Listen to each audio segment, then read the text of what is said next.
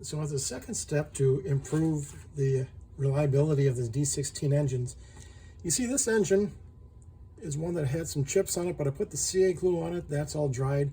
Hopefully that will make this engine much more reliable. But I also want to look at the igniter. The igniters are a little bit unusual. They're this long, skinny igniter with the pyrogen on the end. What's important about this particular igniter is that it has to be inserted all the way into the engine. So you see this igniter goes all the way to the top of the engine. So this engine is lit from the top, and then the burning will burn downward, and that gives you that incredible thrust because it all ignites at one time.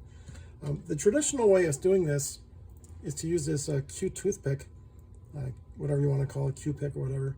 And this is what's provided to insert here. This is supposed to hold the igniter in place. However, I have the feeling that because this is a wedge, and a wedge of course multiplies force, just pushing this in is just going to split open the nozzle. So I think this could be contributing to the nozzle problems.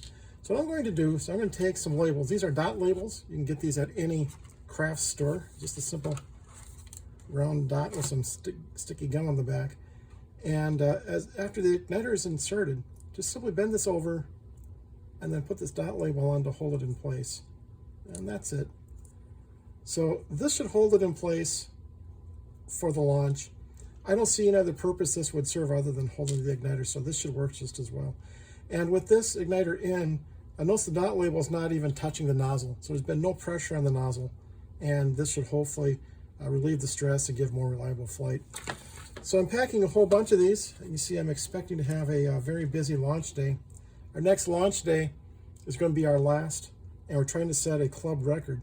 The club's been in business for 25 years, and we want to have an all-time high record of rocket launches. So we're bringing everything we've got, and I'm going to bring a whole bunch of these engines and experiment with them. So it should be interesting. I'll see you there.